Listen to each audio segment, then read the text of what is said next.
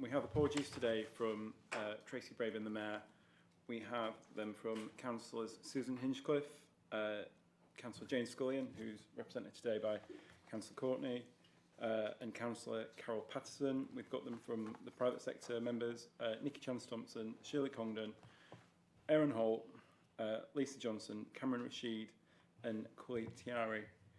And we've got them from the business cooperatives, James Mason, who is represented by Mark Caskey, and from Liz Bennington, who's represented by Julie Underwood.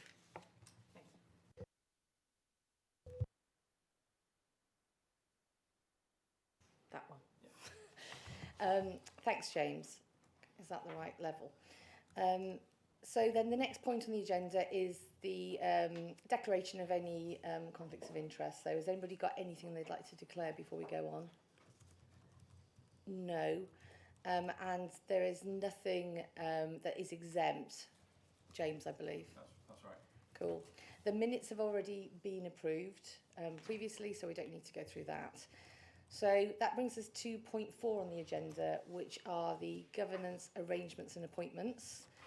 So this report, and we will take all the papers as read today, but this report asks the board to note or to approve governance arrangements for the West Yorkshire Business Board, including nominations to the West Yorkshire Business Board and sub to the CA, to confirm appointments to the West Yorkshire Business Board and nominate private sector members to CA committees for the 25-26 year and the deputy chairs, and to confirm the West Yorkshire Business Board appointment to outside bodies, including Transport for the North.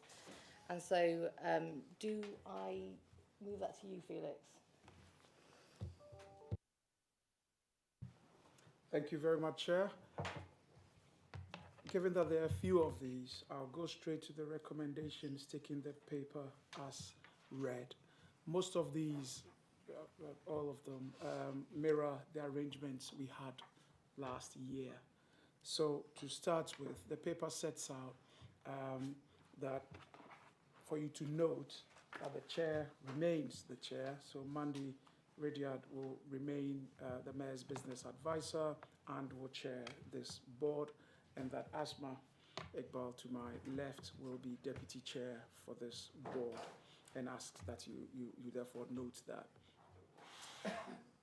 Mandy Radiard, in her capacity as the chair, will then be, we are not, asking that you nominate Mandy to be the board member here who will represent you at the combined authority meetings, and that Asma, as deputy chair, will be her substitute. Paper asks that you confirm the continued appointment of our private sector representatives, and there is a list of these. I won't go through them all in Appendix 1. Likewise, our local authority representatives and substitutes are set out in Appendix 1 as well, and confirming our co-opted members. And again, you've got that in Appendix 1. The paper asks you to nominate our private sector board members to our various combined authority committees, and that is set out in Appendix 2. Hoping you've had the opportunity to have a look at that. And also nominates private sector members who may not be members of this board, but nonetheless are from the private sector, who are also sitting in on our relevant committees, and that's also set out in Appendix 2. Getting almost to the end of this, so the paper asks that you nominate the private sector member representative here to the position of deputy chairs of our relevant committees, and I'll set that out in a minute. We also have a seat on the Transport for the North board, and we ask that you, if you are happy to nominate the chair, Mandy Radiard, as our representative, and for Natalie Sykes to be the substitute for that. And finally, that your representative to, they should have said FRCC, should be Asma Iqbal, as we've continued up till this point. So we will correct 2.10, James, to pick that up. So The one that I said I'll walk through are the deputy chair arrangements that we've got. And we've got names in paragraph 3.11, except there was an omission on our part, which we will correct. It should have included transport and included Natalie Sykes as continuing as the deputy chair there. So our apologies. We will rectify that and republish this. So the version that is published will definitely include that. But for Climate, Energy, Environment Committee, we've got Jane Atkinson. Culture, Heritage and Sport, we've got Nikki Chance-Thompson. Economy Committee, we've got Professor Shirley Condon.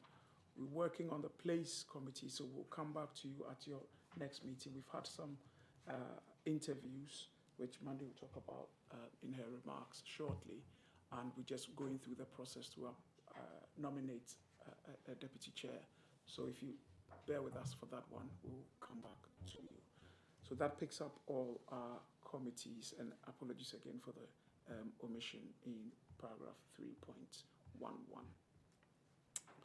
That takes us through the whole paper, and I will hand back to the chair to seek your approval to these nominations. So is everyone happy?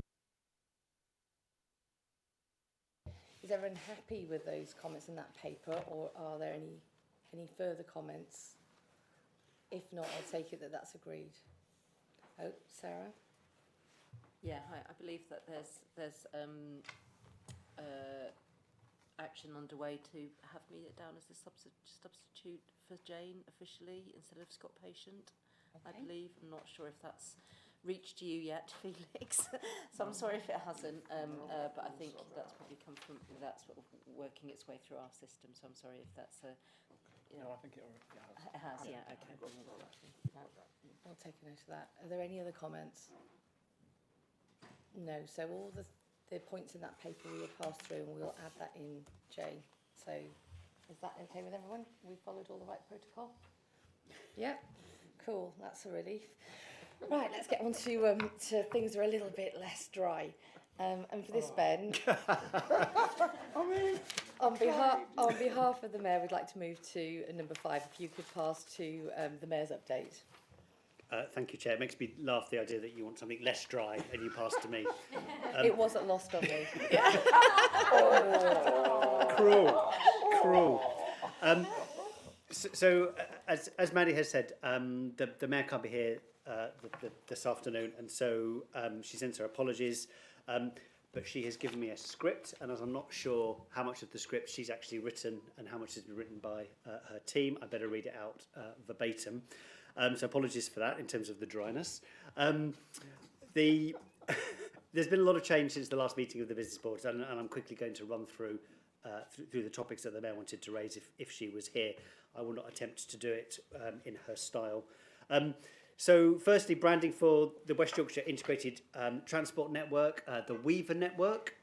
T-shirts available at a reasonable price has been launched, and she hopes that you have seen that in the local media and indeed on the national media. The Weaver Network is really important for West Yorkshire. It will unify the public transport and active travel modes, as well as kind of heralding really the beginning of work to simplify fares, improve travel information and journey planning, weaving, see what we're doing there, between tram, bus, rail and bike, but also reflecting the culture and heritage of the region. To be cost effective, and there's a strong eye here on value for money, the brand will be introduced gradually, starting with existing planned replacements at bus stops and stations, then taken further when buses are brought under public control, and then later, of course, when we construct and then operate the West Yorkshire tram system.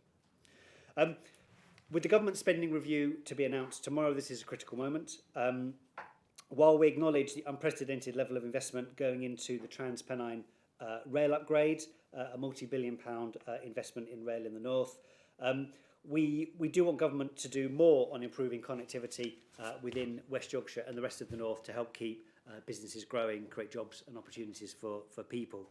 So the Mayor would particularly like to thank those of you that recently signed a letter that went to the Chancellor backing the rail review by the Secretary of State for Transport, and a second letter that called for government to back our plans for growth and mass transit. That said, the latter letter on mass transit was held back given recent developments, and you'll have seen last week that the Chancellor announced £15.6 billion of funding for local transport projects in England city regions, including, it says 2.1 here, I think that's the right number, £2.1 billion for West Yorkshire. That funding is part to continue the work and start the work for the West Yorkshire Mass Transit, which is later on the agenda by 2028. And also more widely to transform 6 transport corridors across West Yorkshire that aren't covered by mass transit routes, and for the development of new bus stations, including those in Bradford and Wakefield.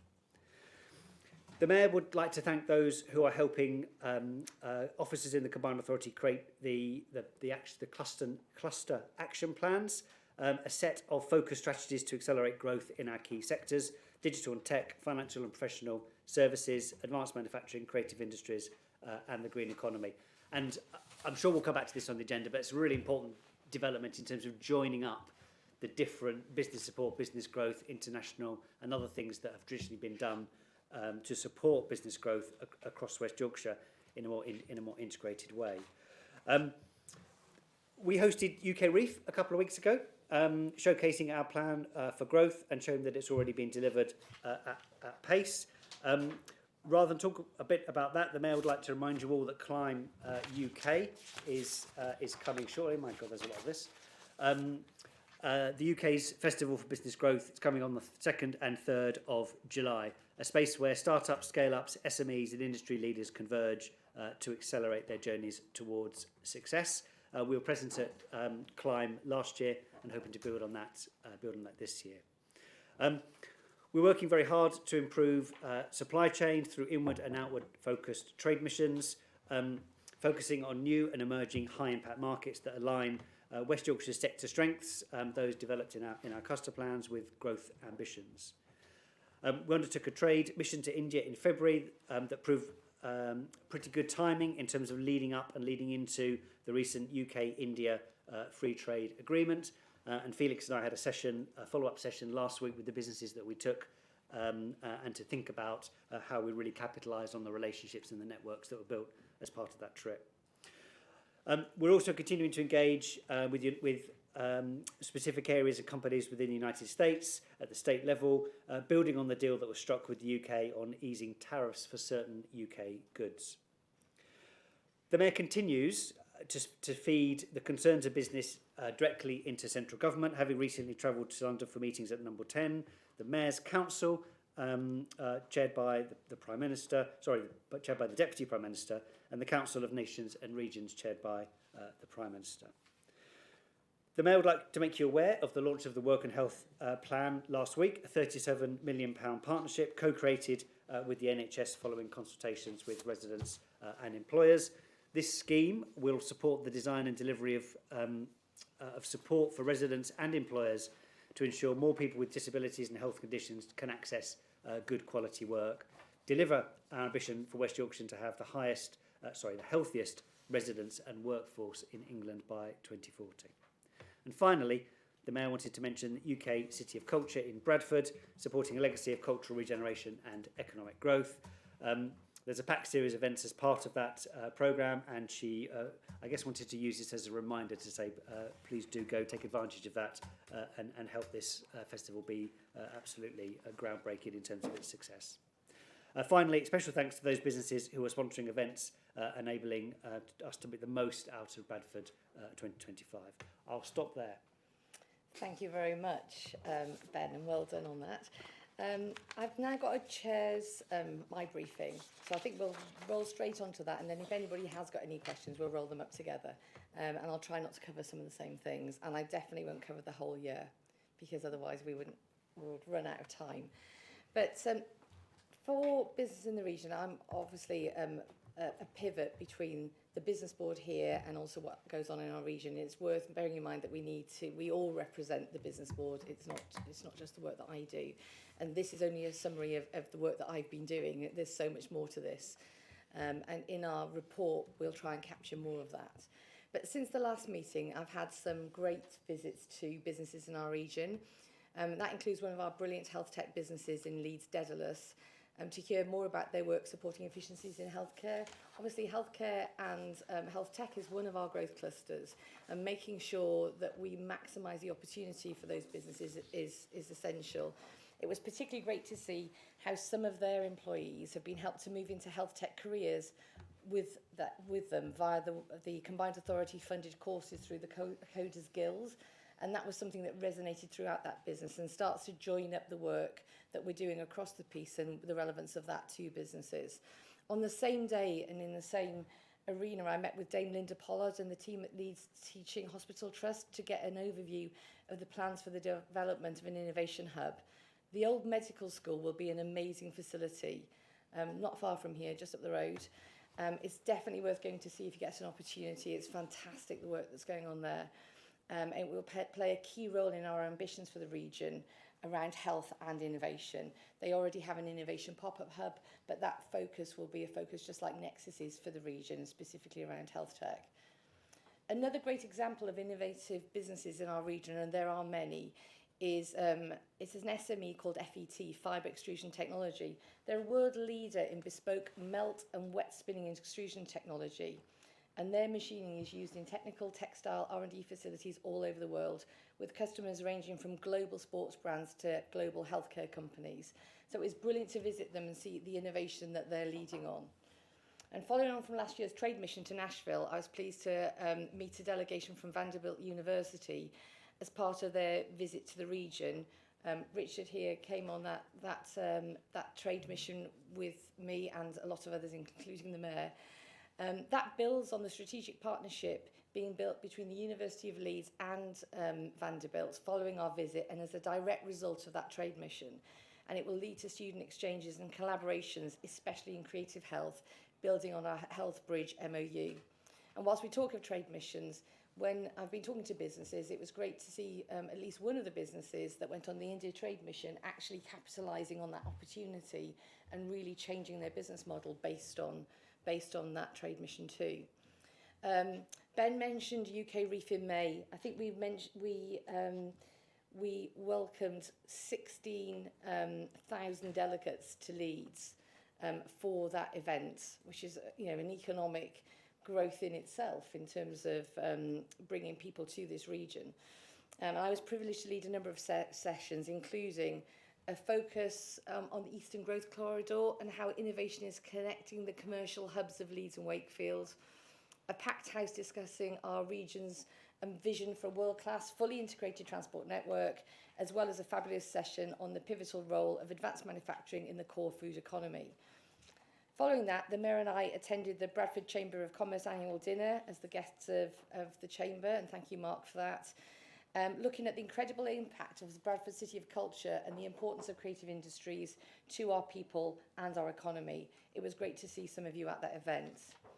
And building on culture and visitors here and tourism, it was great to hear of the ongoing work around the visitor economy at the LVET last week, which is showing growth in this region of over 8% in that sector. And so, any sector anywhere in the country would grab at 8% growth. So I don't think we can underestimate. I know Barney talks about this all the time. Underestimate the opportunity for small businesses and anchor institutions to build on the visitor economy. I also led discussions on franchising and mass transit at the Mayor's Business Council. So those are the biggest businesses in West Yorkshire. We all know, as do they, that will be transformational for businesses and employees in this region. I've attended 2 business board network meetings. That's the network of business board chairs across the country, or across England actually. And that was last Wednesday, with the Minister for Skills, Baroness Smith, about the governance priorities in that space. And then later that day with Isabel Stephen, the Director General at DBT, given an overview of DBT's work across trade deals, industrial strategy, growth hub, exports and their plan for small business. And it's great to welcome Julie Underwood to represent DBT here today. Who'll give us a quick update later on in the meeting. I'd also like to mention the new Women in Manufacturing and Engineering network, which Farah here has been championing. That's aiming to drive forward this sector in the region, promoting inclusive growth by increasing representation and inspiring future generations. The wider network launch will take place on the 26th of June from 1 till 4 in Leeds. It's open to all working in the manufacturing and engineering sectors.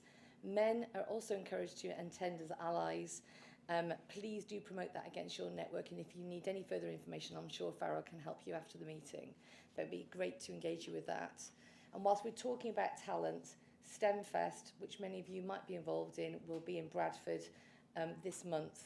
I think it's the week after next, which will be a fantastic opportunity for about 3,000 school children across Yorkshire to come together and look at STEM within the region, including having NASA at that event amongst other companies, both large and small, and really inspiring that next generation is something that will help all of us with our talent pipelines.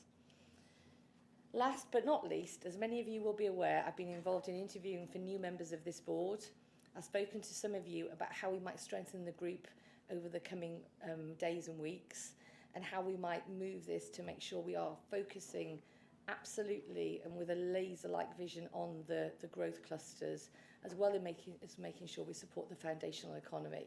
So I'd love to talk to you more about that after this meeting.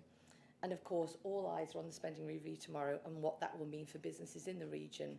So we'll be getting a download on that as quickly as we can, and I'll make sure that the views from here are shared across the private sector members. And please make sure that your views are shared back here, so that we can report back to the Mayor and make sure we're representing this region within any conversations that she might be having. So on that note, and I'm sorry it was so long-winded, but are there any questions or comments that anybody would like to make? And if not, I'll move on to the communications update. You'll be pleased to know that we're not too far behind time. So this paper provides an update on communications and marketing activity to support the business agenda. I'm really pleased to look at some of the figures in that. And is Will in the room? Andrew.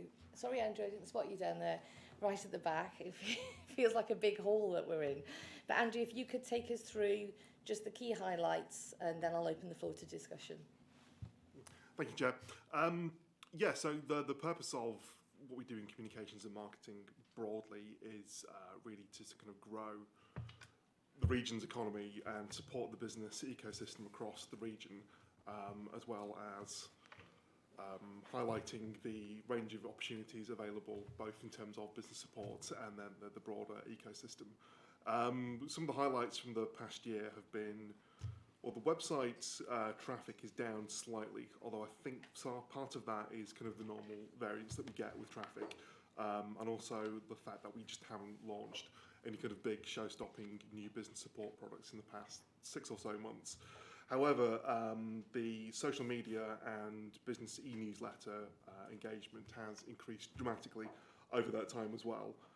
In terms of the number of posts that are being shown to people, that's up 150%. But more importantly, the amount of engagement that we're getting on those is up by about a third. Equally, on the newsletter, which goes out to 11,000 email addresses every month, we've managed to grow the open rate for that from 33% to 41%, which is an increase of about a quarter. And then the number of people who are actually opening the email and then clicking on stories within that is up 188%. So over the past kind of 6 months, we've really tried to understand what works for businesses and what businesses are interested in seeing and reading about, and focusing more on things that have a direct action that we can ask people to take, and also making content more engaging and interesting and use more case studies and real life examples.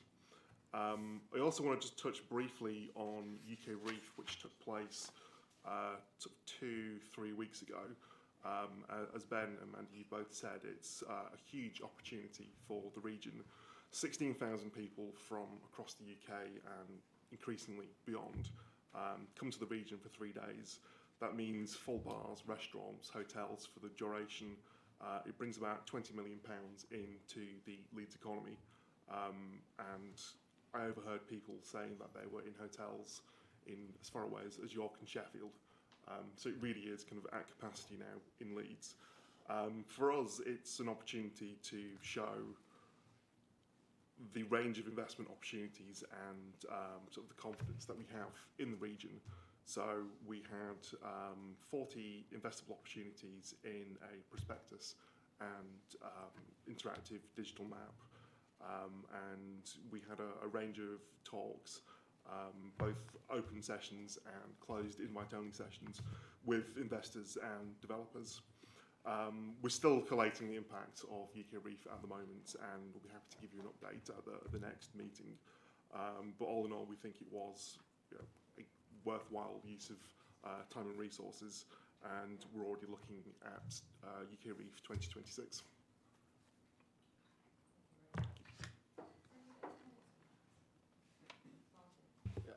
Thank you, Nanny. Andrew, you started off by saying that this is not just about promoting the combined work of the Combined Authority, but wider business ecosystem, I think you called it. But that's not what it looks like. It looks to me like it's concentrating, or it's all about publicly funded business support, as if that's the whole ecosystem. Of course, it's just a very small part of how we all work to support businesses in the region. I mean, that's something we have tried to reflect. If we haven't necessarily achieved that, then we'll go away and look again at how we're promoting things. I think, Martin, on that, the new website is being worked on at the moment, and the idea of that website will be to join up that ecosystem better. And I know that DBT are also trying to work in this area so that we create, wherever you come in, you come to the same opportunity. But I think it's important that we look at it. Yeah. Sorry, I didn't mean on behalf of Chambers that I was saying that. It's on behalf, most business support is provided by lots of firms of solicitors and accountants and business coaches everywhere. That's the big bit of it. So it's all of that we seem to be missing in the communication of the kind of support that's available across West Yorkshire, which is why it's a great place to run and grow your business. I couldn't agree more, Martin, and I think the more we do on that, the better. Any other comments? Becky?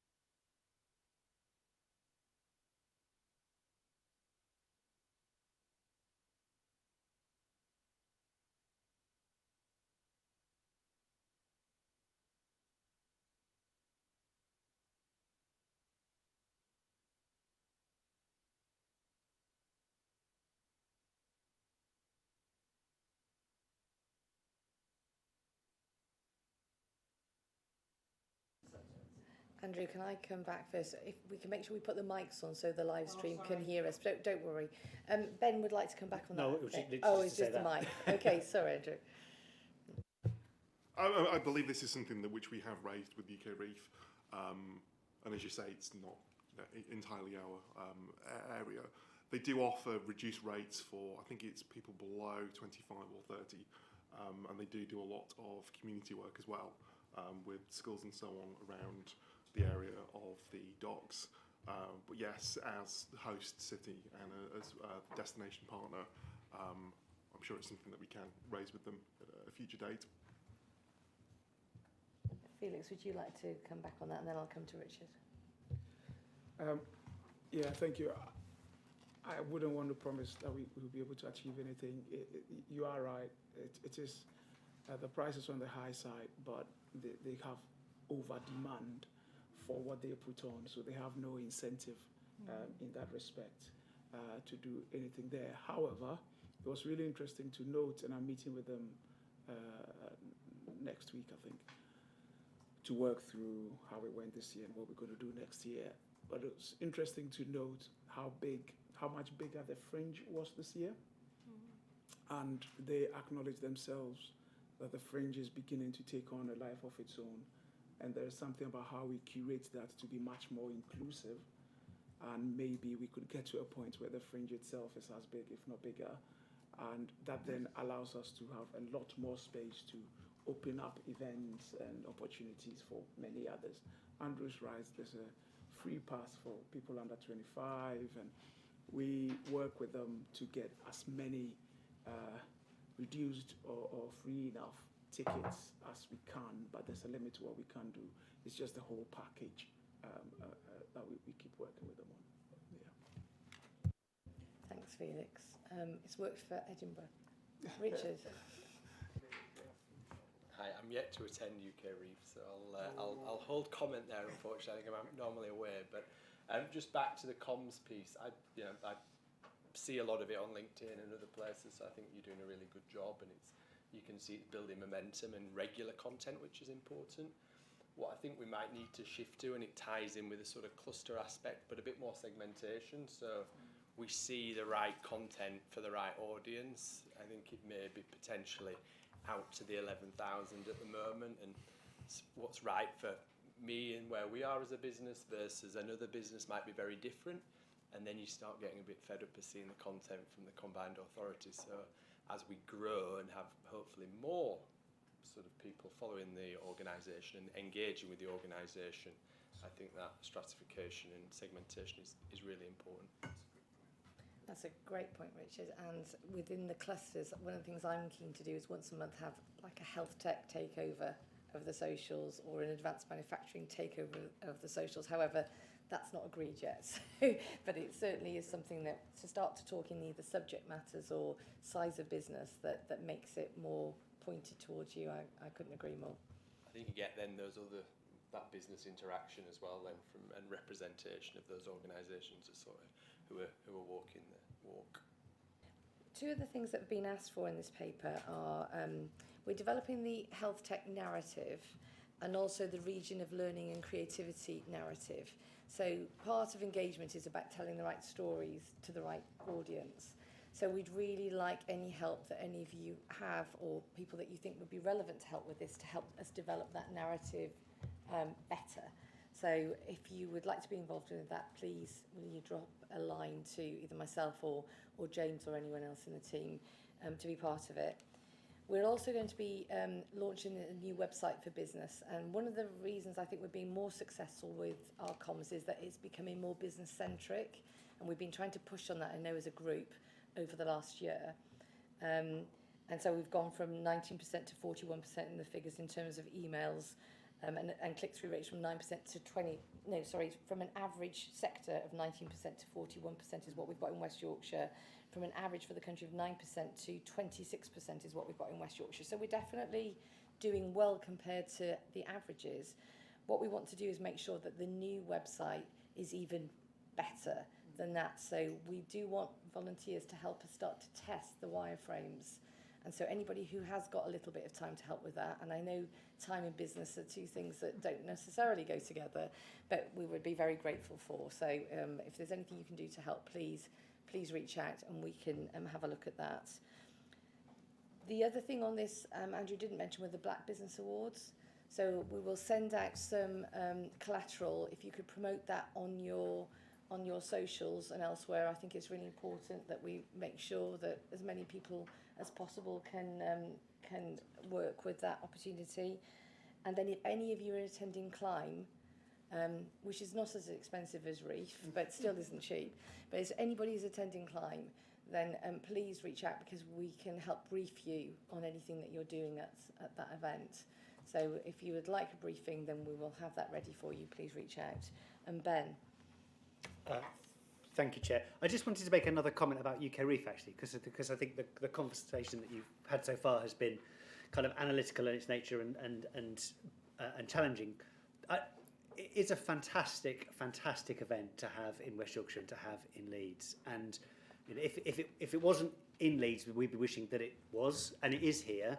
And it's as an opportunity that brings together a really big cohort of investors and businesses from across the world. Increasingly, it's a real opportunity. So the point that Felix made about how can we make more of the activities that go on around that plays into the point I wanted to make, really, which is that we want to do a lot more of the planning for next year's reef and our approach to that much earlier this year. In fact, pretty much starting. And as part of that, we can definitely try and address some of the issues that have been raised, particularly around how we can encourage participation and encourage people to get involved in the process, because we want to keep it in West Yorkshire, we want to keep it in Leeds. It is fantastic, and we want it to grow and grow.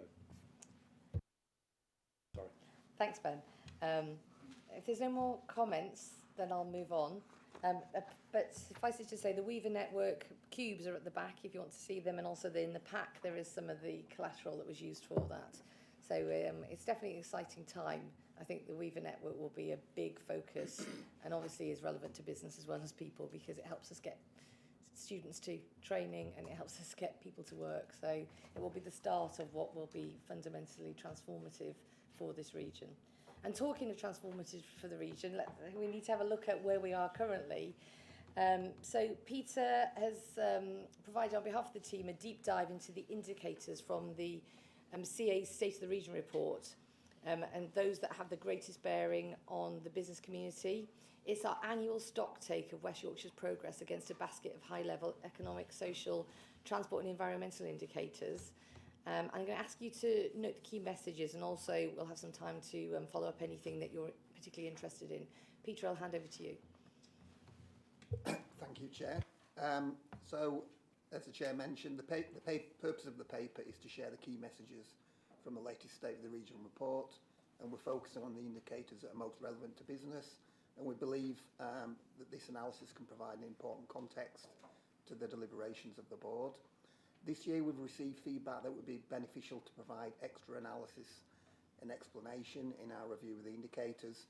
So in the paper we've undertaken a deep dive into a number of indicators that we feel are most relevant to businesses, and we're going to run through some of the key messages, but obviously in the limited time available we're going to focus on selected indicators. And first of all, I'm going to hand over to my colleague Guy, who's going to cover economic growth and productivity. So the latest GVA figures we have for 2023, they suggest some important changes in the economic composition of West Yorkshire, and productivity figures also show some positive signs since 2019. First of all, I just would like to highlight that the regional data is quite volatile and sometimes there are some changes in methodology, but that said, we think there are some trends that are worth highlighting. So as I said, GVA growth in 2023 in broader terms was in line with the national average at 0.4% of GDP, but the drivers in terms of sectors are very different, and we observed economic growth to be very different within West Yorkshire district. So Leeds was the one leading with very asymmetric growth comparing with the remaining ones, and Bradford showed a particularly weak performance. In terms of the sectors, on the upside, construction has been performing quite well in all districts, like growing at 5% in 2023 compared with just 2% in England, and also professional, administrative, information and communication, knowledge-related services have been performing also above the national average. On the downside, as we perform in line with average in broader sense, we have manufacturing. Very weak performance, a contraction in 2023, while England remained stable with some minor growth. The underperformance itself has mostly to do with the composition of our manufacturing sector. So when we look at the subsectors, we perform roughly in line with the average, but we have overweight in some industries that underperformed last year, like textiles, wood and paper, and food processing. When we look back to 2019, most of the trends, most of the figures mentioned above hold for a longer trend. So manufacturing underperformance after a very strong cycle before COVID. So we were performing better in manufacturing till 2019. We have been struggling a couple last years. And construction and services have been performing quite well, especially in Leeds. Without being definitive, these data points of services performing very, very well, manufacturing struggling a bit, shows a different structure on the economy, more based on services, more based on Leeds, potentially in the city center. So we think this has quite important implications for how the economy function and areas like transport and so on. In terms of productivity, unfortunately, we don't have the 2023 data yet. We'll have it in a week or so. But the picture has been broadly positive since 2017. So we had 86% of the productivity of the UK per hour. Now we are at 88%, and this convergence has been accelerating since 2019. Roughly speaking, the rate that we are growing above the UK average is in line with our local growth plan. So it will take decades to converge, but we think it has been quite positive.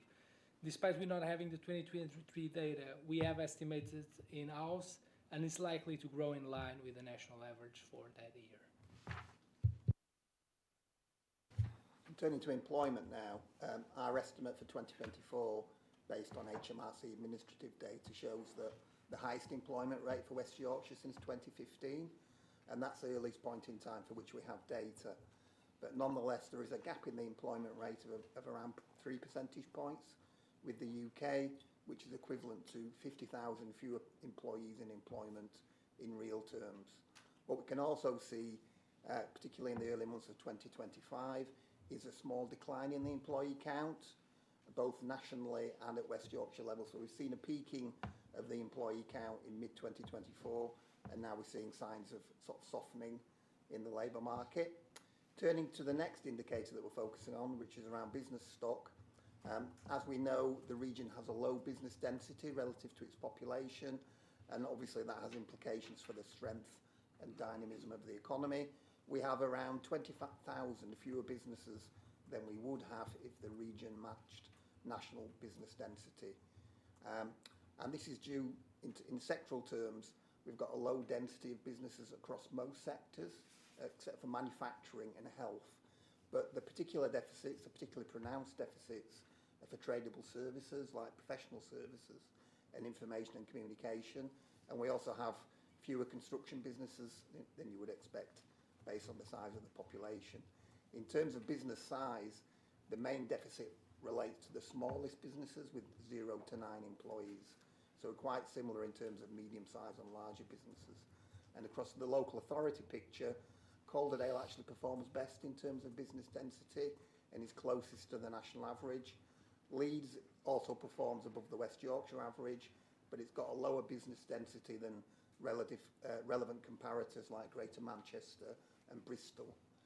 The positive news is that the business stock of the region grew faster than nationally in recent years, and we've seen a sort of modest reduction in the gap with the national average on business density over time, but still much to do to fully address that gap. In terms of skills, as we know, skills are key to raising productivity and driving economic growth. We still have a deficit of people with higher level qualifications and an excess of people with no qualifications or lower level qualifications only. So we've got around 180,000 people who have no qualifications or only low level qualifications. And we have 83,000 fewer people with a qualification at level 4 and above than we would have if we match the national average attainment rate. And it's worth noting that the deficit of qualifications isn't just about jobless people.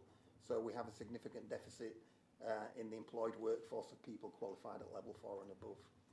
The positive news again is that the region has narrowed the gap with the national average on qualification performance quite significantly, improving faster than the national average in recent years in terms of both an increase in higher skilled people and also reducing the number of lower skilled people. And we set out the reasons for that in the paper. So it includes things like the stock flow effect of better qualified people entering the labour force and older people who tend to be less well qualified exiting. We've seen improved higher education entry rates. We've seen a contribution from lifelong learning. And the region has also seen some success in attracting graduates from elsewhere in the UK, particularly in the case of Leeds, which is one of the foremost areas of the UK in that regard. Turning to innovation, in the paper we focused on R&D spend as a measure of innovation activity. We recognise that that's an input-based measure, but we still think it provides an insight. And West Yorkshire underperforms the national average by a substantial margin in its investment, and its investment is a fraction of that of leading areas of the country, as we set out in the paper. Much of this deficit in R&D investment appears to be structural, so we have a relative lack of specialist R&D capacity in the region, which in turn is likely to be due to a relatively low representation of R&D intensive activities like pharmaceuticals, automotive, software development and aerospace. And then finally turning to trade, there's been some recovery in the region's exports since the disruptions of Brexit and the pandemic. So goods exports are back to where they were in cash terms, and service exports around a fifth higher than they were pre-pandemic, both based on ONS data. But obviously we can infer that the trends are much less positive in real terms when we take into account inflation, because the export figures are presented in current prices. Is it notable that service exports now make a bigger contribution to the region's economy than goods exports? And this has been largely driven by non-EU markets, including India and the US. And these sorts of markets for services represent major opportunities, as we noted in the paper. But balancing that positivity, the region's export intensity relevant to its gross value added is relatively low for both goods and services. And for services, financial and professional services are the staple of the region's service exports, particularly centred on Leeds. So that would need to be a focus for action in raising that export performance. Bradford's also seen strong improvement in its service export performance in recent years, which presents a potential opportunity. When we turn to the export intensity of goods, performance there has been relatively weak in recent years, although Calderdale and Kirklees together have seen an increase in goods export intensity. Leeds and Wakefield have both seen falls in their performance around goods export intensity, and Wakefield in particular, its export intensity looks really low in view of its strong manufacturing base. So that's an obvious area for further investigation. So our overall assessment is that West Yorkshire's improved its relative position in recent years across a range of indicators, as we've mentioned, including economic growth and productivity, skills and the business stock. It will need to outperform the national average over a sustained period, however, to close the gap in a way that meets local growth plan objectives. And we plan to quantify the progress that's been made against those local growth plan targets more clearly in future. And there are also, as Guy noted, underlying changes in the economic structure of the region that we can see towards tradable services with an increased focus on Leeds. And then finally, we can see opportunities around service exports, building on Leeds' strength and the recent growth in Bradford as well. And so that's back to you, Chair. Thanks, Peter. That's a lot to cover in a short period of time, and I appreciate that the papers were pretty thick to read through. But I guess from a low base, the good news is that on many of the metrics, we are making progress, maybe not making progress as quickly as we would like to, so how we accelerate that, and there are some key things that you've called out there. Has anybody got any questions on the data? Mark, I was going to come to you because you look at the quarterly economic survey, don't you? And you might have some insight from that. Yeah, I'm not going to provide an update on because we just closed the field yesterday, and I've not looked at all the data sets, and I'm more subconscious this has been recorded, so I wouldn't want to say anything that I'd later regret. But what I would say is that it'll come as no surprise to anyone involved in business around the room that the big concerns are taxation and wages, and that's now a consistent theme for multiple quarters, and that's I think perhaps might be one of the barriers that we're seeing on a lot of the metrics that Peter and Guy were running through. It's just very expensive to run a business at the moment. We await the review tomorrow with bated breath to see if there's any relief. But it's the message that we keep hearing. I'm sure Becky and Barney and Martin and anyone else who represents businesses around the table will have a similar story to tell. It's just tough times at the moment. We'll see what happens with the next set of data. And there is Peter alluded to as well, there's a clear divide between the service and manufacturing sectors. The service sector seems to be recovering quite quickly. Manufacturers are struggling. And it's that cost of business that's the reason behind that. Thanks, Mark. I'm sorry to put you on the spot. Barney, and then Becky. Yeah, a couple of things. I mean, one, the service side of things doing well actually might be quite good for productivity, because productivity seems to be doing better in the service side of things. That's quite interesting.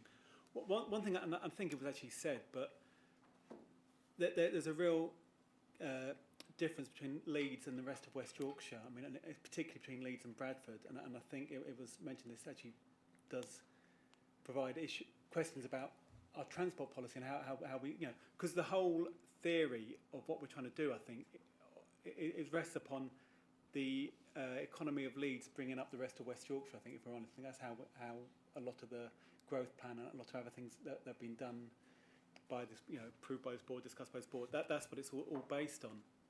And so I think it really just starkly shows how important it is to think about how, if Leeds is doing well, how we can get that wealth distributed amongst West Yorkshire. And I think it's particularly pertinent at this time when we've got a West Yorkshire mass transit sort of nearer starting, and what that, is that a Leeds system, or can it actually get wealth into Bradford in particular? Thanks, Barney, and we'll come back to that in a second. Becky. Thanks. I mean, it's really, really interesting. I'm fascinated by the low business density, and how can we as a region change the dial on that? Because the more businesses you have the more tax take you have, the more wealth creators you have. Is it linked to business support that we've already spoken about? So that was the thing that probably stood out for me. Then the other one was, of all the graphs and all the missions, if you could pick three, where do we really want to see the dial moved? Not expecting an answer now, but I think, there's a lot there, and there's 5 missions. So yeah, to pick one per mission, where would we really want to see the dial moved? Thanks, Becky. Ben, would you like to come back on anything? A couple of comments, if I may. So I think Becky's absolutely right, and the business density figures are really interesting. I guess my question to the team is, actually the numbers that sit in there are not that different. So I think that you were quoting a figure, West Yorkshire figure of kind of density of 62 per thousand, compared to a Bristol figure of 64 per thousand. Is that significant, or are we worrying unduly? To Barney's points on investment in transport, I think I don't think that the strategy here is about trying to connect everywhere to Leeds, with the greatest respect to Leeds colleagues. It's about the fact that better transport connectivity tends to lead to higher levels of business growth, productivity, kind of what the economists would call agglomeration. And if you look at places that are better connected, they tend to have higher levels of agglomeration and productivity than those that don't. So it's about how do we connect up West Yorkshire, including to the places around West Yorkshire, to generate that. Because if you look at the 3 underpinnings of high business productivity, they tend to be that level of transport connectivity, good skills, and innovation. And for me, it's the points on innovation, I guess, the kind of my last question to the team. If they're structural, as you suggest, Peter, then really what should we be doing, and is that a subject that we should be focusing on you should be focusing on as the board? Thank you.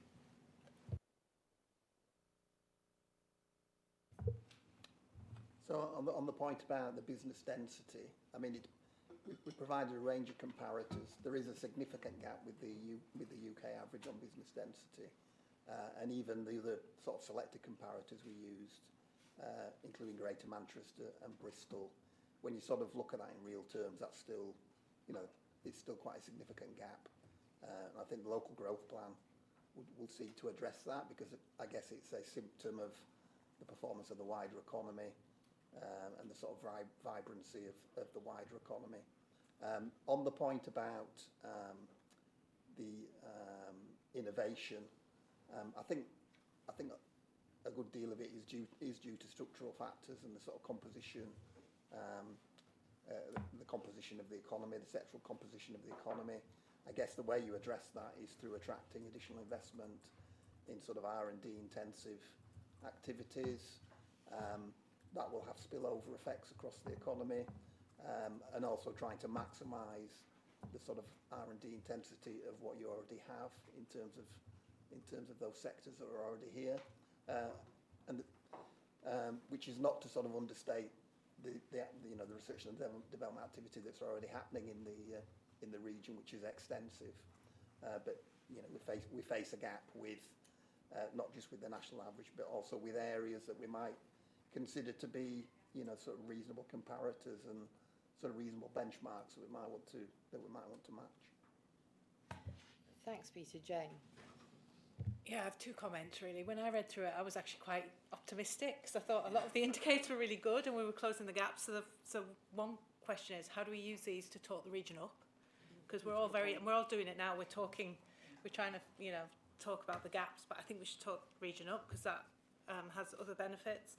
And the other, and it comes probably from a position of ignorance actually, from my side, because I'm sort of the industrial sector. But if you look at the three that would concern me, I wrote three down: child poverty, well-being, and healthy life expectancy. And my question really is, the health sector that we're promoting from a business perspective, does that actually benefit the locals to improve these KPIs, or are we just talking about it from a business board perspective? How do we link them with what we do here in the business board? Felix? Ali, that's quite a broad question. So, don't know if I've got a sensible answer for you, but I completely share that, and it's something that we've asked ourselves and asked colleagues quite a lot. I suppose from Leeds' point of view, the health tech sector we've got is not so much on the, making of medicines and big pharma side. It's more on the big data, population health, and also devices and diagnostics, mainly because we have people here and companies here who are brilliant at using huge amounts of data and turning that into something that is insightful to help. So quite a bit of what we do here does help with population health, but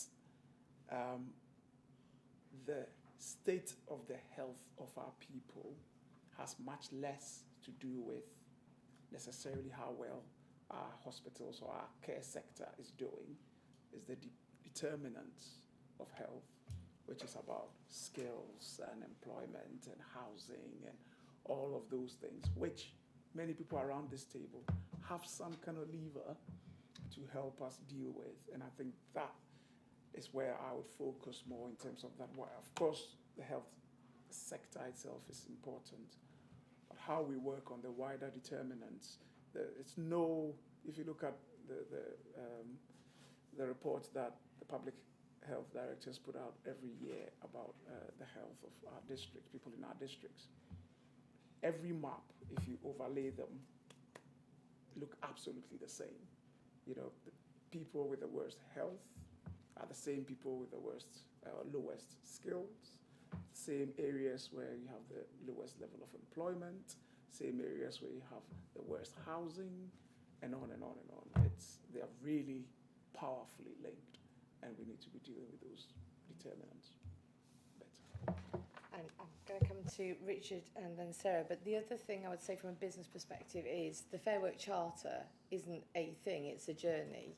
And part of the thing we can do within business is encourage more and more businesses to go on that journey of making sure most employers will be fair, but get better and better at that, because becoming better and better at that as businesses, we actually help address some of those key drivers that underpin that health expectancy, child poverty, and other things that are concerning. But I do share your concerns, Richard. Yeah, also share your concerns, and I think the Fair Work Charter is a great starting point for many organisations to get behind. I chair the Health Tech Cluster for West Yorkshire Combined Authority, and what you're bringing up is absolutely part of the overall strategy. So you've got a number of universities that are part of that, the Academic Health Science Networks, you've got, not particularly the businesses involved, but a lot of the supportive ecosystem around health. And it sort of aligns to the combined authority strategy in terms of improving everyone's well-being, health, etc., especially in those poorer socioeconomic groups. So overall, I think there is a really clear drive to improve that. How that comes through obviously takes time, but it's definitely a core part of all those organisations. You look at the University of Huddersfield, for example. There's a well-being campus being built, and that's a huge investment. I know in West Yorkshire and Sheffield have got something similar. So, I mean, health is moving that way, and it's about capturing people in the community before they get into the hospital. So all these brilliant developments and innovations that actually support all groups, not just those people who have access to good health care, hopefully bring everyone up to I'm not saying the same standard, but it's definitely high on the agenda without question. Just on some of the data on the manufacturing side of things, and again, I'm quite like you, I'm very glass half full. We focus on the sectors that are declining in manufacturing, but are there any that are bucking the trend and doing the opposite? And are we supposed to intervene in these declining industries? No disrespect to anyone that is in the industries. Or should we expect that and focus on those manufacturing businesses that align with the local growth plan back to this emerging tech and other areas? So it'd be interesting to see more data there. And I think that then goes into your export data perhaps, and if, is the decline domestic related or overseas related? And again, I know we're seeing growth in export, but perhaps not with relation to inflation. But actually stripping that down again to sector, are we seeing some really positive goods being exported around the world again in line with the local growth plan or not? So I think you mentioned you're going to start digging into those indicators more clearly when the local growth plan's sort of more set and defined. But I think those are questions I would want looking at. So can I come back on that, Peter? Rather than have the answers, part of the sector plans, the cluster plans, will be to dig into absolutely that data. So Peter might back me up, but that's where we're heading, is how do we deep dive now into some of those drivers? I speak from an industry that's in boom at the moment, which is aerospace, but I know a lot of the industries that are in decline employ a lot of people, so there's definitely a transition, and how we move more quickly to green manufacturing rather than from oil and gas, for example, will be part of that solution. But Peter, we are doing that work, aren't we? And just to mention on the trade side, we've commissioned a range of work to do, so that there are quite a lot of limitations to the trade data, particularly around sort of sectors and commodities and what have you, and destinations. So we've commissioned a piece of work to look at that HMRC data in more detail, which I expect we'll bring to a future business board to share that. And I think on the manufacturing sort of subsector side, some parts of manufacturing did outperform the national average over the period that we're talking about. So it partially offset the declines in some bits of manufacturing. I think just to re-emphasise something that Guy mentioned is manufacturing has been performing pretty strongly up until around 2022. So there may be a manufacturing resurgence. It's not necessarily a kind of a sort of start of a sort of an ongoing process. That I suppose the hope is that we'll see a rebound in manufacturing, but it seems to have been closely associated with the sort of energy cost shock that we saw in 2022. Thanks, Peter. I'll come for the last question now to Sarah for time purposes. Yeah, so just I think it's really interesting to hear Jane and Richard, your sort of comments about inequalities and how we can, you know, tackle that. And I know that in all of the 5 constituent local authorities, as well as within the combined authority, there's a real drive, I think, to reduce inequalities and to increase equity amongst the population of West Yorkshire. And that's really good for everyone. It's really good for people, but it's really good for business as well. It all feeds into each other. And I think it's really interesting, that sort of inclusive economy. I mean, Felix has that in his title. You know, we have an inclusive economy strategy in Calderdale as well. And it's about making sure that everyone's included, the economy works for everyone and everyone's included in it. And I think it's really interesting that the new sort of Get Britain Working stuff, it very much includes health. And, you know, that sort of disparity is sort of, you know, trying to be addressed. And for me, it's great to see the sort of transport sort of massive down there in the corner. Because I think, for me, public transport is such an amazingly important way of, you know, helping to deliver that, because I think, you know, it can help with child health in terms of fumes and emissions, because I think I think it's the Royal College of Paediatricians said that's one of the biggest areas of health concern for young people. And if we can get health for children better, then that's going to have a knock-on effect all the way through people's life course into the future. Because what we do now isn't about what we do today and what we do for this year. It's about what we do for 10, 20, 30 years' time as well, isn't it? So I just want to really big up sort of public transport and also the voluntary sector. And that's also really, really important in terms of delivering a lot of those sort of skills and training and getting people back into economic activity. Because the more people we have in economic activity, then we get more tax and, you know, people paying council tax and all of those sort of things. So I think that's from the council side of things, the local authority side of things, is a very strong sort of part of making sure that all marries together with the business side. Thanks, Sarah. And I guess it's worth noting that the Mayor's Challenge this year, which has substantial sort of opportunity in terms of cash for businesses or individuals to come up with ideas that are then taken forward, is all around healthy outcomes. So there's a business link to something that's around innovation.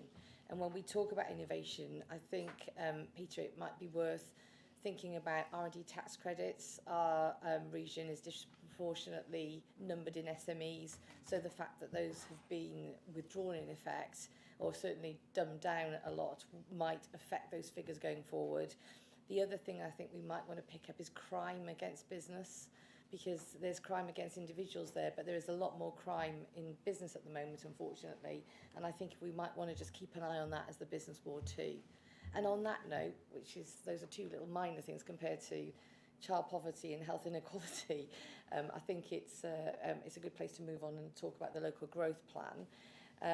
As you know, we've worked on this, you've all helped co-create it. Lots of businesses in this region have helped co-create that local growth plan, which has been launched. There's now more work to do on specific action plans. But for a very quick update, Ruth, I'll come over to you so that we keep everybody on board with what the latest is. Thank you, Chair. So I will take the report as read and note what Mandy has already said about the board being closely involved in the development of the plan, and therefore that you're all well versed on the background to the development of it. So the report is to provide you with an update on activity and government engagement on the West Yorkshire Local Growth Plan since it was published in December last year. So the context is, obviously, in December last year, government also published the English Devolution White Paper, and in that document, confirmation was received that mayoral strategic authorities will have a statutory requirement to produce a local growth plan.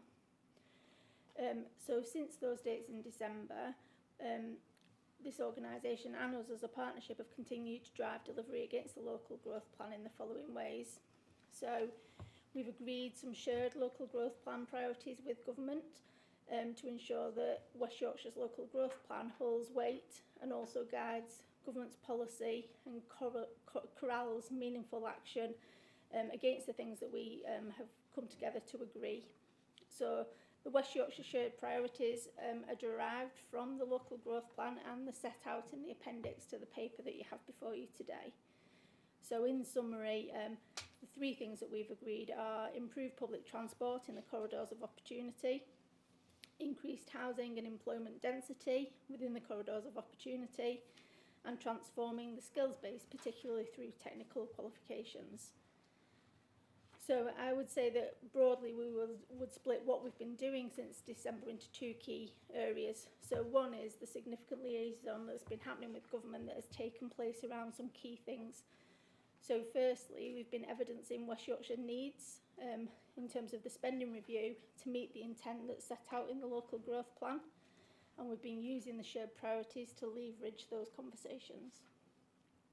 We've also been trying to convince government that the guidance around statutory local growth plans shouldn't curtail our local knowledge and strategic imperative around what is going to work best for West Yorkshire. We have also been looking at the scope and the process for integrated settlement. Obviously, as you all are aware, implementation would start from March next year, and we've been discussing what will be in and out of scope for that financial package. And we've also been trying to induce changes into the government's emerging industrial strategy, noting that some of the timetables around that have shifted to later this month. Second set of activity is about how we are putting into operation the local growth plan. So again, attached to the paper is an appendix, which was the investment product produced for UK Reef to start to establish the investment propositions for West Yorkshire, recognising with this board that work is going to be needed to progress that into a full investment pipeline over the coming year. What we also have, I think you have a separate paper on this, is the work that's been taking place around the development of the cluster action plans, and I know my colleague Sarah Bowes is going to discuss that shortly.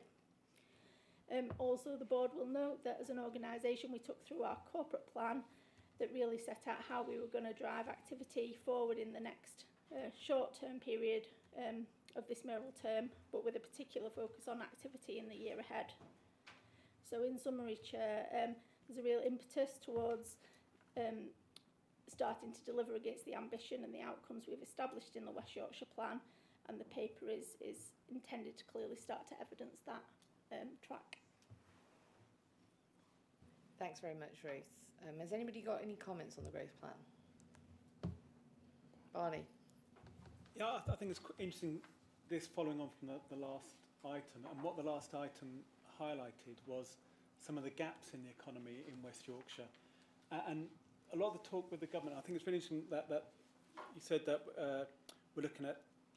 you're looking at how you can influence the government's thinking on strategic growth plans, because a lot of the talk from the government is about focusing on what we do well, and actually what we've just had a conversation about is what the gaps are. And if we're going to look at inclusive growth and we're going to look at inequalities, actually doing what we're doing now but doing it better might not be the solution.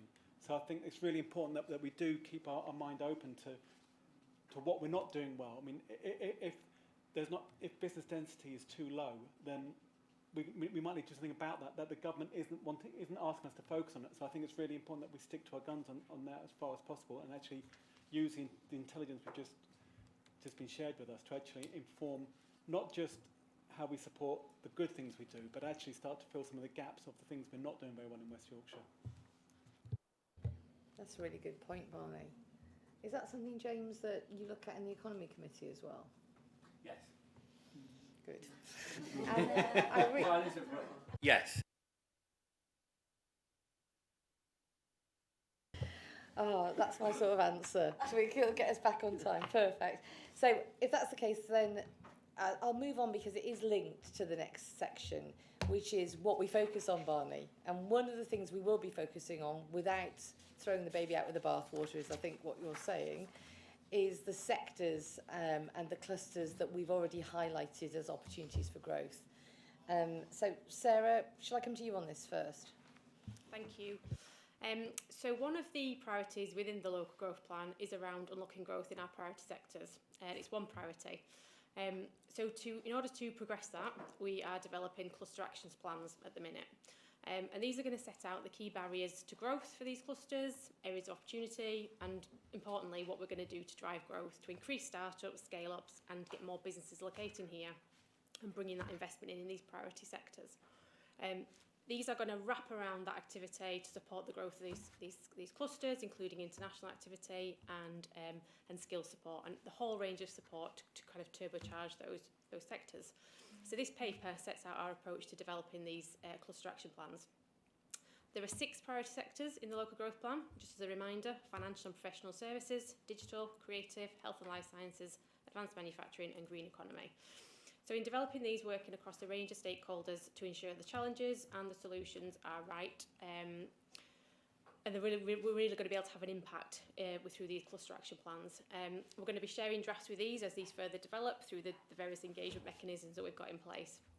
We've also been plugging into the various expertise that's out there and good practice, so the CBI cluster playbook, working with universities on cluster development and what good looks like in terms of developing clusters, learning from experience of things like Space Up Yorkshire and various other activity that's been underway previously.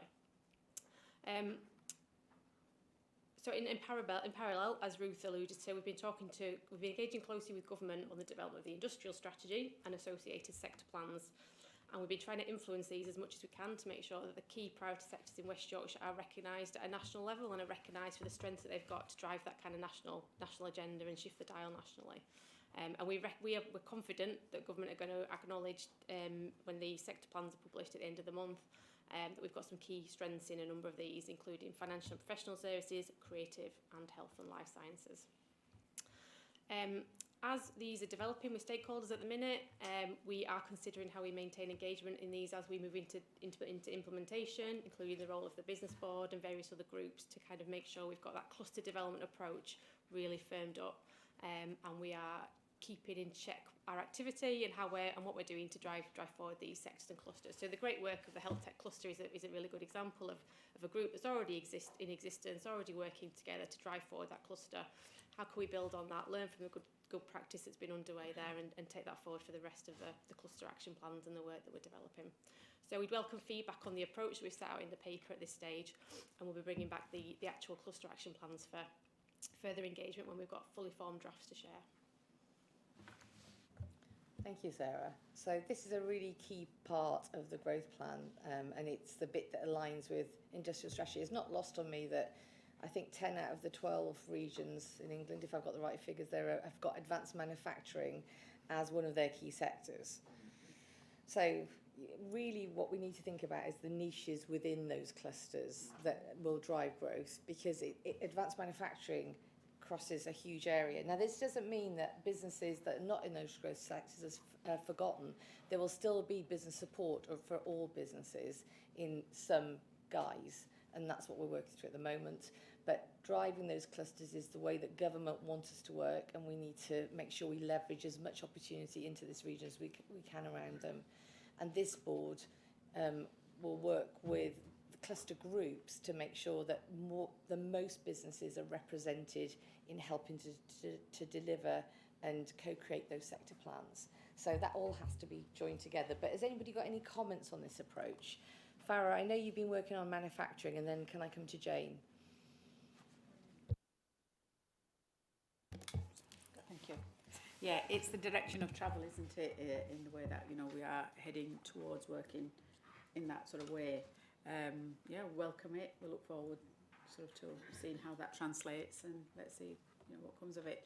The manufacturing sector, as was said previously, there is some decline in certain areas, but there is some growth in quite a lot of them as well. So I think, that sort of broad brush approach that perhaps manufacturing is in decline is probably not, we need to make sure that we do look at the ones where we're growing as well. Mine's more about process, my question. So for example, I sit on the Climate and Environment Committee, and that will touch all of these clusters. And I think at the moment, for instance, we had a really good engagement with the Transport Committee to talk about how that affects climate change, etc. We have good sharing, but how do we matrix in these clusters with the current sort of committees to make sure that they're getting the support from each one as well as the business board? I just can't see the pathway. I just can't see how that will work. So I guess it's to do with horizontals and verticals and the business board itself. So how the business board works with having the cluster representatives within this board as well as the horizontal representatives. So obviously you pick up climate, Jane, will be really important how we co-create that, and that's the conversation that we need to have following this meeting about how we make this work really well. I think we've got all the right ingredients here. It's just knitting and weaving, and let's go back to with the Weaver network, how we weave that together with our horizontals, our weft and our warp, I think are the terminology, aren't they? To make that really work together and represent business within everything that we co-create. So we need to make sure that businesses are represented through all of those clusters and then into this business board, which is some of the work I've been doing around recruitment.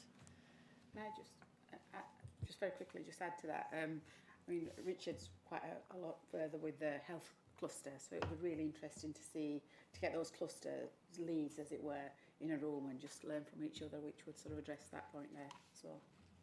Thanks, Farah. Richard? Yeah, and I've come into the cluster relatively late, but it is fairly well established, and I think it works really well. So you've got the combined authority, which is leading on health, for example, who joins the cluster. I'm a private sector chair who chairs the cluster group, and then it's made up of all those ecosystems. But what I learn allows me to bring it back here if necessary, and I think it will become more formalised. But I think if we can make sure that the cluster is well represented and they're having their own sort of more formal approaches, and there's a strategy behind that, which there is for West Yorkshire Health Tech Cluster, I think it really sort of works. It works well, it's powerful. I mean, the collaboration between the groups in our meetings, they do meet out of our meetings, of course they do. But actually what you see is we join, we present latest updates, we talk about what progress we've made, but those conversations that spark then these additional collaborations and ability to attract funding. Innovate UK, for example, we got the Launchpad funding for the region, which was only £7 million, but it's another £7 million into the region, specifically on health tech. And there's other things going on. And I mean, we come out of a 2-hour meeting and there's so much activity. It's incredible. And I think if we can sort of do that in a similar fashion, I think it will add loads of value. It's great. It's a great forum. Thanks, Richard. I guess it allows the clusters to talk about, sticking to the knitting, what they're interested in, but then weave that into the other conversations that the brass is down the back of the sofa, isn't it? It's in between those horizontals and verticals. That's where we find opportunity. Sarah? Yeah, and I think just sort of picking up on from that, I mean, I think, overall the strategies it's about also thinking about where, so for example in Calderdale, and obviously I represent Calderdale, some of the just sort of making sure that you say, oh, £7 million, it's not very much, which it isn't on a combined authority scale. No, not at all, not at all. And I know you're right, but actually, for some areas and some sectors, actually very sort of relatively small bits can be really meaningful. And I suppose it's making sure that some of the that some of the areas, especially some of the sort of smaller areas or the smaller manufacturers or the smaller sectors, get some of that targeted and specific support as well. Because going back to our previous conversation, it's great when you've got really, really big things going on, but actually if we want to change people's lives, sometimes it's just those small local things as well that are really important. And I think sort of just picking up, and I know this is about private sector, but I just think, we need to think about things like the visitor economy maybe, and the voluntary and community sector as well, and how they weave through this whole the whole picture as well. And I think that's really important for us in Calderdale, because that's we're great for the small businesses, great for the startups and all of that sort of stuff, and also for the sort of voluntary and community sector stuff. That's some of our superpower. But yeah, it's a brilliant approach, but just making sure that there's not Sarah, I couldn't agree with you more. I was at an LVET meeting last week, I think it was. I think it is a fantastic opportunity, and having the James concert at the Peace Hall absolutely drives economic growth just by creating places. That place argument is really important to business as well as to people. Creating places that people want to be not only supports small businesses in terms of what they can deliver, but creates places that people attract talent, which therefore helps business. So I think joining this approach is really key. Asma. Just a quick observation. The weaving of the businesses, and I come from the professional and financial services aspect of it, and we're very interested to see what the draft looks like in terms of that sector. But I wondered, Mandy, you spoke about the Mayor's Council and the larger businesses. Is there an opportunity there for collaboration when we talk about these clusters to kind of have a joined up approach to see that smaller businesses are actually benefiting from the council that you're speaking to separately? I'll come to you, Sarah, but I agree, Asma. There's absolutely an opportunity for us to look at this, because of the clusters is absolutely right. It's about small business, large businesses, financial professional services, the underpinning infrastructure that's needed to create that cluster growth across the various different clusters. So I think it's potentially all up for grabs for us to have a discussion around how we support these clusters and what they look like going forward. And there'll also be an opportunity for clusters to work together. So financial and professional services might want to work with one of the clusters around access to finance. If you go back to that wheel of enterprise that we talked about, some of the clusters will be able to help each other around some of those. Either they've done it well or they actually provide a solution. So I think we need to think about that. Richard? Totally agree with larger business as well. We are trying to attract J&J to join the cluster. It's typically a non-private sector group, but actually we see the benefit in doing exactly that, because ultimately that's what will drive the growth of the health tech cluster.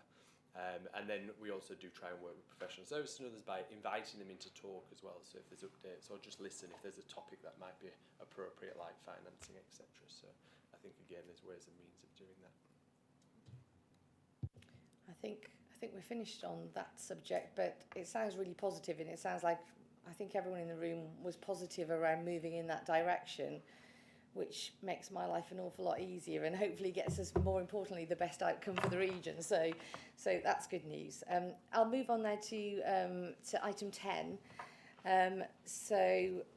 Julie, I think that's a verbal update really from DBT, and it builds on really the cluster work that we're doing and how we better work with DBT and the work that you're doing to drive the best outcome for West Yorkshire. Yes, thank you, Chair, and thank you everyone. Lovely to be here, and there's been some great insights to take away, particularly Peter, you talked about trade and what we can learn there, so I would love to have another conversation around that, and Sarah, the work you're doing. And when various colleagues have mentioned working with government, I'm sure, and I hope that's with some of our colleagues that are supporting the local growth plans and how we develop that, and the enhanced trade partnership work we're doing as well. But just to touch on a couple of key things, we've mentioned the industrial strategy, and that's been delayed by a couple of weeks, spending review due tomorrow. But what has also been launched this week, a bit of a soft launch, is the new business growth service. And this is a key priority of Secretary of State as part of the growth mission, that we knew that we needed to simplify the business support offer for business. And today a new website's being launched, business.gov.uk, and this is a umbrella website, if you like. We had great.gov, we had other access points into business support, and this is there to unify the sort of core business support delivered by government, local delivery as well, such as growth hubs, under this one banner. So that's been launched today, business.gov.uk. I think it's the first time we've been able to have a website address that is purely business and not sort of, slash something else. So I would, I hope that we're working together. I think we are with growth hubs, Sarah and your team, but feedback on the website would be really, really good. The sort of how we've set it out, it's launched today. It's very much an umbrella of business.gov.uk, but leads into the growth hubs in the locality. It is locally led. It's not there to, if you like, replicate what we've already got, which is working really well, but to bring everything together in one place. So that's domestic support, international support, investment, and we're looking at probably a 12-month period where that would be just continually iterated and improved, so we can ensure we've got everything that needs to be in there in that sort of one focal point.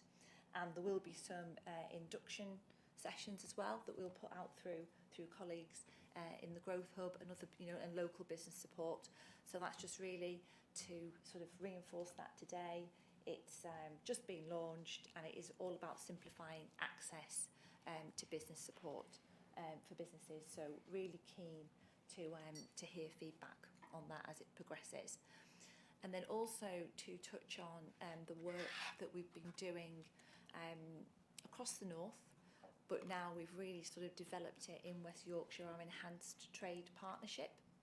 And this was sort of from a very operational perspective. I think as DBT providing international support, we know our growth hubs provide that domestic support, and we have other partners as well. I know, Martin, you're involved, we've got Innovate UK.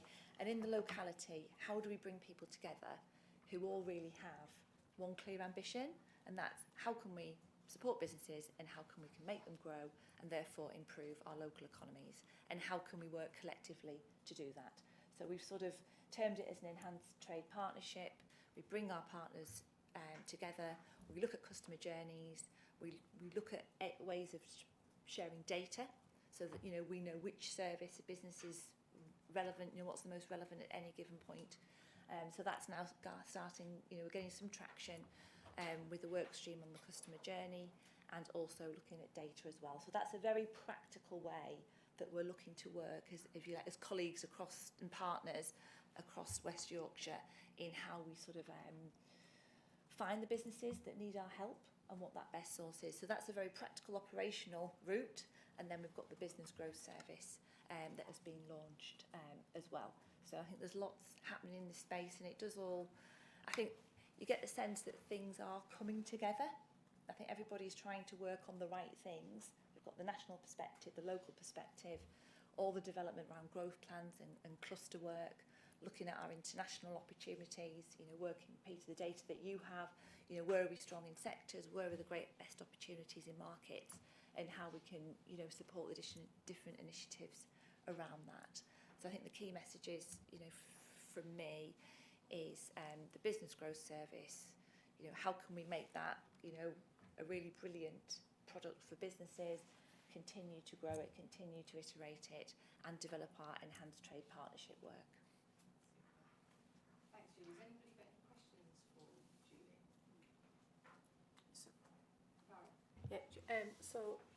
The umbrella website that you've got, business.gov.uk, is that different to the one that the combined authority has?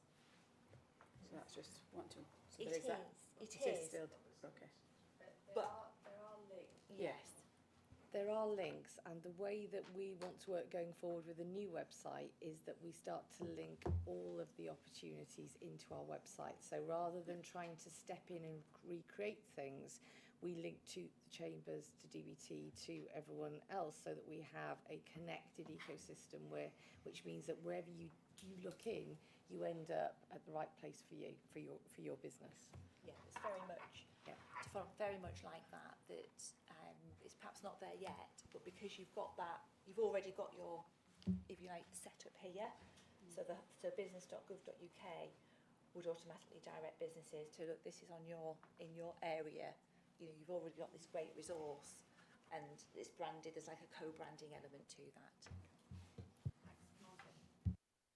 Yeah, thank you. I think you've sort of highlighted one of the dangers here of mission creep, and the fact it's getting more. We've spent a long while. Sarah and Felix have spent many months working on speaking to us all about the confusion that businesses have in accessing publicly funded business support in particular, and but we are all working on this together to try and make sure that confusion doesn't exist here when you've got different brands up. So if you think from a business perspective, we've got now, what's this one called? The Business Growth Service. Yes. And we've got the Business Growth Advisors, and they mean different things. If it's confusing for us in this room, it's confusing for businesses.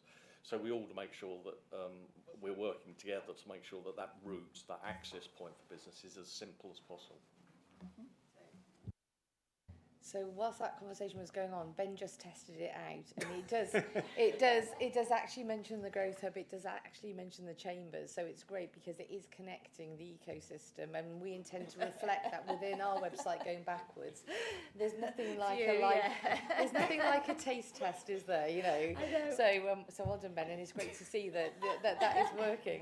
I think I did go online. We've been doing some testing as well with our sort of front-facing, our business-facing teams. On the handbook to make sure it all makes sense. So there will be developments. Speaking as a business, it's really hard to find your way through the labyrinth.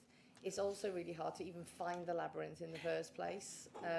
And so I think that will be the next challenge. So when we talked about the comms earlier, being able to engage with, I think we're engaging with about 10,000 businesses at the moment, of about 100,000.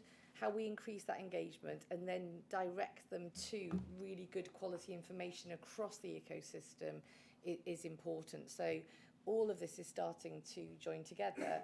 The new website hopefully will accelerate that further and faster, so we get the right outcomes. But thank you very much, Julie. I'll move on to the almost the penultimate point, so we're running almost on time, and I'm going to come to Simon, which is really about the key infrastructure projects, which we've alluded to all the way through this conversation today. It's an exciting time to be in West Yorkshire, there's no doubt about it. We've got our ambitious local growth plan. It talks about corridors of opportunity. It talks about high growth sectors and clusters. It talks about thriving places. And underpinning all of that, it talks about our connectivity ambitions. So I think Simon, over to you to take us through the connectivity bit. I think of that in terms of the significant investment in the region. Thank you very much, and as was referred to before, welcome to Transport Corner now. Sorry, Mark. So what I'd like to do over the next few minutes is two things actually. One. Just spend a little bit of time just updating on the work to achieve those sorts of transport outcomes that we've been talking about throughout the meeting, but also at least as importantly to give the opportunity for you to meet a new transport leadership team here in West Yorkshire as well, and colleagues will spend a few minutes talking to specific aspects of the update as an opportunity to introduce themselves. There are a couple of opening slides that address our agenda for thriving places. So why is the transport guy talking about thriving places? Because actually that's where we want to start in terms of ensuring that we've got the right strategic approach to bringing forward our connectivity plans for West Yorkshire. So all of the initiatives that we are looking to both deliver and also bring forward through our forthcoming local transport plan are all grounded in a place-based strategy, which is looking to really support and, where appropriate, deliver those dynamic, thriving places that we know are an absolute fundamental in terms of achieving our triple bottom line objectives for West Yorkshire. So we know that thriving places are the places that help to deliver the agglomeration benefits that Ben referred to before, and therefore are fundamental in terms of our economic outcomes. Thriving places mean that we are bringing forward more dynamic places for our communities to grow and develop in as well, which is an absolute fundamental to the social policy, to the social equity outcomes that we're pursuing as West Yorkshire.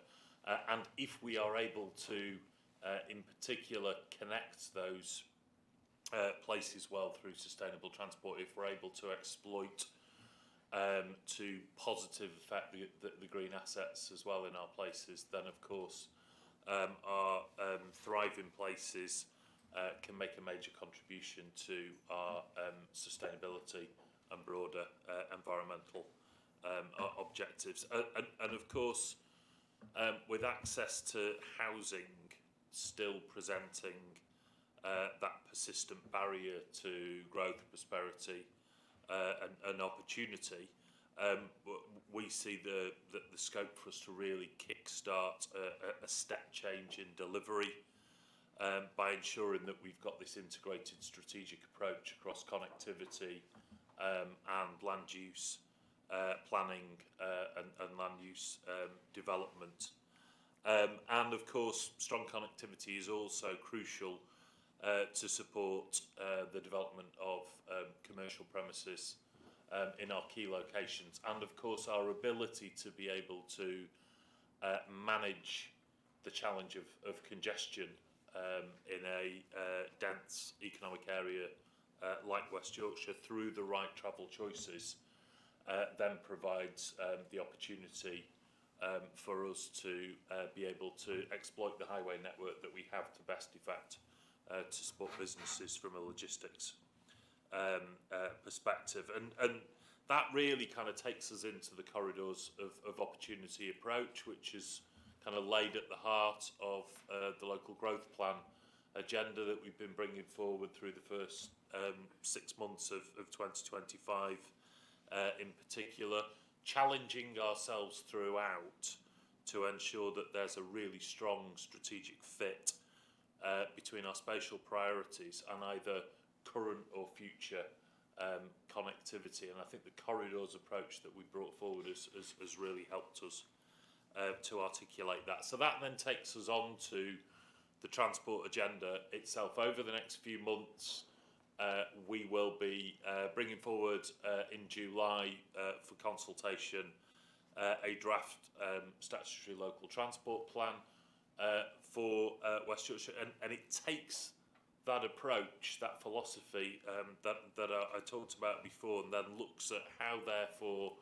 can we best focus our transport policies, our transport investment to boost productivity, to enable inclusive growth, to tackle both the climate emergency and wider impacts of transport, particularly on the health and well-being of our communities. And if we can get this right, then we can genuinely use transport as a driver for growth. And transport is already a driver for growth in this conurbation. I think that in itself is a very important issue for us to not lose sight of. As Ben referred to before, it is the fact that this city centre here in Leeds, for example, is so well connected, is what in large part helps Leeds to be the economic entity that it is. But if we also look at where a number of our housing markets are most flourishing, they are increasingly along those corridors well connected by our railway lines. So we know that there is a positive response economically if we can bring forward the right transport solutions, and that really kind of lies at the heart of our approach to transport for growth. And of course, fundamental to all of that, and I think it helps to address Barney's point, is we have to ensure that we're able to bring forward a local transport network in West Yorkshire that is genuinely integrated, because that's how we can then really start to support that level of economic mobility around the conurbation that we want to be able to achieve. If you go back to the State of the City Region report before, one of the things that it compares is access by a bus trip compared to access by a car trip from our more deprived communities.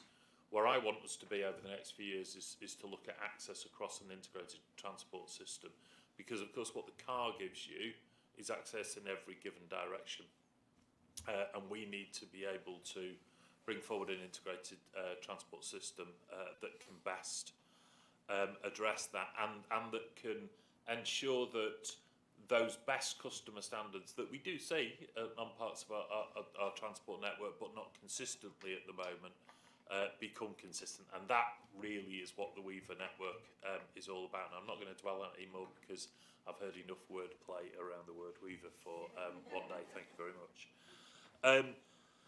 And what we've set out on the diagram that shows the parts of the system is that really important demand that integration then makes on all parts of the transport system. So whether it's the approaches that we will be bringing forward through bus franchising, whether it's what we're looking to achieve working with government around the introduction of Great British Rail, and looking to the longer strategic term, those investment priorities that we've set out with Yorkshire partners through the White Rose rail agreement, our approach to mass transit, but also our approach to how we make good use of our highway system at all needs to drive towards a set of continuous integration outcomes. I'm now going to pass across to colleagues who I'll leave to introduce themselves as we work along the road. Just to give a little bit more of a detailed update on our work around mass transit, bus franchising, and also our capital investment programme. Thanks, Simon. Can I just ask everybody to be conscious of time?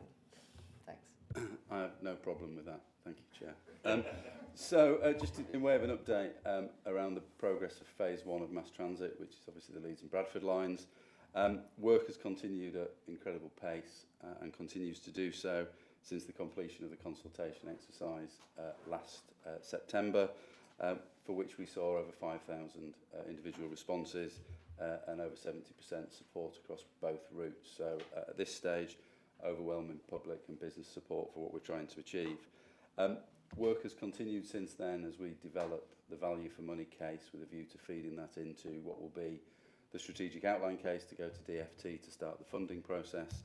And at the same time, we work with district partners and key stakeholders to try and arrive at a preferred candidate option, which is technical jargon for the preferred route that the tram system will take on phase 1, with a view that we will then re-engage the public later this year through a series of one-to-one engagements with affected parties and then public consultation in 2026, all ultimately working towards the submission of a Transport and Work Acts application in 27, which will then, through that process, grant us permission to commence the construction of the tram. And we will be working to a programme to achieve spades in the ground early in 2028. At which point I will pass to Tim. Yeah, no, thank you, Chair. So just a very brief overview on where we're at with bus franchising. So people see on the slides, we're very much in the heart of the getting contracting right phase, so we've been doing a huge amount of work over the last few months, building the framework of the policies and the strategies that define our contracts when they go out, and we'll be issuing tenders in October of this year for those first phase of contracts. And those strategies very much define the things like what we do with depots, what we're doing with fleet, but also in terms of the service standards that we'll be providing to passengers. So, you know, the customer service standards that we'll build into those contracts and the targets and the performance management regime that we'll be expecting operators to comply with. Through that process, we also absolutely have to get the market engagement right, and we've you know, today we've had really strong market engagement. We need strength in depth in our operators. We need competition through that process. We had a session only in this room yesterday, and we had about 40 operator representatives come to that, new and existing within the region. So again, we've got a lot of interested parties in operating in West Yorkshire into the future. We will, as I say, we'll be issuing the first round of those tenders in October of this year, and then we'll go into this kind of the next cycle of the preparing for launch phase. That will do two things simultaneously. First, evaluate that first round of tenders, but also allow us to then do that same process for rounds 2 and 3, with contracts ultimately going live both in early and late 2028 as well. First contracts in March of 2027. That will also require us to make sure at the same time that we build our capabilities within the combined authority, so improving our customer service offer, getting the operators right, purchasing vehicles, buying depots, all of the things that we need to be ready. So there's a lot of cyclical activity that will go through that phase and build our strengths through that process. I guess probably the last thing that is really important to remember is you will get to that process of having all of the services, or you know, the vast majority of services franchised by the end of 2028, but that isn't the end of this process. You know, that's just a starting point for them to iterate forwards, start refining services, improving the way that we do things from there on in. And you know, I always come back to my reference point in this, which is, you know, there are already 120 million journeys taking place on the bus network in West Yorkshire every year. You know, our ambition is to grow that, and that is, you know, it makes a huge contribution towards the regional economy. So it's really important we build on the capabilities that we've always got, to which I will pass to Simon. Thank you very much. So to complete the trio, just to give you a bit of an update on our wider transport capital programme. So our current capital programme is worth about £2 billion, to give it some scale. We're delivering that through a host of different funding mechanisms, some of which, like the Transport Fund, have been around for around 10 years, some of which are more recent, so the City Region Sustainable Transport Settlement, for example, is a 5-year funding programme that runs to March 2027. That March 2027 date is quite key for us because that's when a lot of our existing funding arrangements come to an end. So hence the significance of last week's funding announcement from government that Ben highlighted at the start of this meeting. That really gives us certainty that we've got continued funding available to continue investing in our transport priorities from 2027 onwards. To give you an idea of the sorts of things we're investing at the moment, it won't come as a surprise that we're seeking to try and secure sustainable and inclusive growth linked to our local growth plan ambitions. So that involves investing in things like bus and cycle corridors to improve bus and cycle connectivity. We're currently developing proposals for 3 new and improved bus stations, building on the success of the Halifax bus station that was delivered last year. We have various proposals for new rail stations in various stages of development in 4 different locations, and we're also improving access arrangements and park and ride facilities at other rail station locations. We have an extensive highway maintenance programme, investment in EV charging infrastructure across the region, and various smaller scale interventions looking at safer roads and shared transport hubs. We're also investing heavily in the assets the Combined Authority is going to need to own to deliver bus franchising, so I'm talking around things like depots and extensive zero-emission bus fleet. We're currently in an over-programming position. By that I mean we're developing more schemes than we currently have funding available to deliver. We see that as an opportunity. Firstly, it gives us the opportunity to guarantee spend to government by the funding end date, substituting schemes if necessary if we encounter delays during delivery. It also means that we hope to hit the ground running in the next funding period by having shovel-ready schemes ready to reach site. The £2.1 billion that was confirmed by government last week, just to give you an idea, roughly half of that will be going towards development and early stage delivery of our mass transit programme. The remaining half will be going towards our wider transport capital programme. We're obviously determining what we're looking to direct that investment towards at the moment, linked to our local transport plan process that Simon has alluded to. It won't come as a surprise that a key priority for us is focusing that investment to ensure that franchising is a success by making the bus network more efficient and reliable, and complementing mass transit so the benefits of transport investment reach all parts of the region. Finally, we're also looking to ensure that investment levers maximum returns by aligning transport regeneration and housing priorities to try and unlock growth opportunities and ultimately increase business confidence to invest. Thank you very much. I think it's really important that the business community galvanise support for this programme.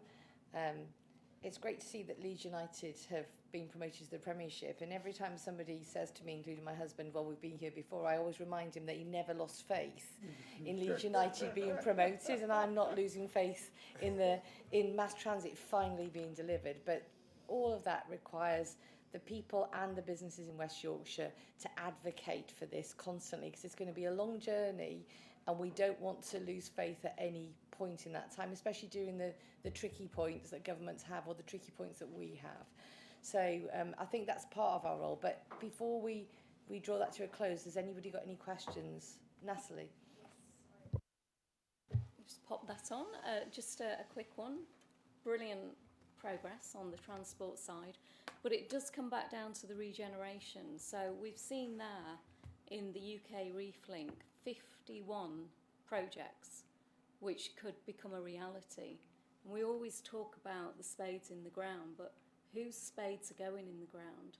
And there's clearly a massive opportunity for us to get behind construction. We're seeing it's growing, but even with the growth, and I know those figures are lag-onomics again, the growth isn't aligning with the opportunity and how much construction we could have in this region. So again, we're talking 2027, 2028. How do we align that cluster to really power the region so that those jobs are here and they're delivered by the region? So just a kind of observation as to how we pull it all together. So, Nasa, it's a really interesting point because it's one I brought up with Felix this morning around the clusters and whether there is an opportunity to create a group around construction and maybe civil engineering on this very point. We're fortunate that I think we are the only place in the country to have a specialist college for construction in Leeds, the College of Building, but it's a really, really valid point. Natalie. Yeah, so I think just coming back to that, and we were looking at the growth plan and some of those clusters. I know construction's kind of wrapped up in one, but there really must be an opportunity there to galvanise something. We all know the areas which can be regenerated. We know the plans with transport, but how do we make sure we deliver that locally? And I believe we can with the timescales. Simon. Thank you. So absolutely, there is a very in-depth piece of work that's underway at the moment that combines the two local authorities and a series of departments inside the combined authority, in addition to Department for Transport, MHCLG, and also Treasury, which is looking to bring forward a growth prospectus for the mass transit corridors, because there is no doubt that if well communicated and well organised, there is a step change in the pace of delivery that can take place in response to mass transit systems and also the density of development. We've seen it by way of example, if you were to take the Metrolink corridors in Greater Manchester through Salford Quays, and also Trafford Park. If we look at the corridor to Leeds South in particular, there's an awful lot of similar characteristics.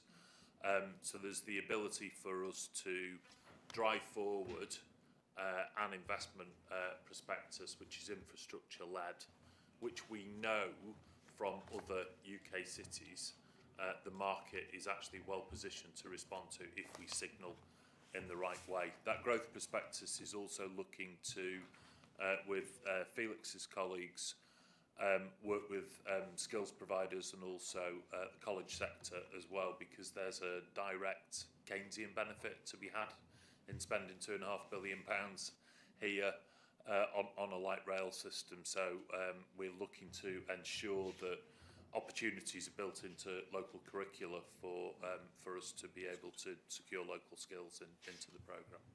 And just coming back to UK REIT, you know, when you look at the list of people who are here in the region and those fringe events, there must be something there that we can trigger through people who come, who sponsor, but the other groups as well. You know, there's women in architecture, women in construction. I'm talking about women because that was the key kind of areas which stood out to me. And I think if we start to look at what that brings to the region and the opportunity and align everything, there must be something here which could be significant, as long as we align every single strand ready for those 2027, 2028 targets. Thanks, Natalie, and it's a very well made point. Sharon, just briefly, because then I'm going to draw us to a close. Of course. No, this is a great project, and I love the idea of mass transit, and I think I'm not sure if Mayor would appreciate this if you call it smart transit. The reason I'm saying this is we are living in the age of AI, and I worked with London Underground and various bus projects in the past. The problem most of the bus providers and councils face is we don't have access to the data. Everyone brings different proprietary technology, and sometimes then we get into a lock situation where we can't innovate further. So learning from the past and from other mistakes from other tram systems that's been put in place, can we come up with something a bit more smarter, proactive and intelligent, which could add more efficiency and productivity as well? I like the way I you, Sharon. noticed It's just a suggestion. Simon at the corner of my eye lean backwards and look in my direction at this point. So, and on that note, Sharon, I'll let you pick that up afterwards with Transport Corner, if that's okay, Very happy. or as I like to call them, the eager weavers. But on that note, I'll just summarise today. There is some homework. So first of all, we've got a fantastic platform which we've been working on over the last year. We're just about to move forward into the next phase, which is construction of how we deliver that growth plan, how we work with our clusters, and how we use the infrastructure investments around us to really ramp up investment in this region and deliver better metrics and improve metrics again.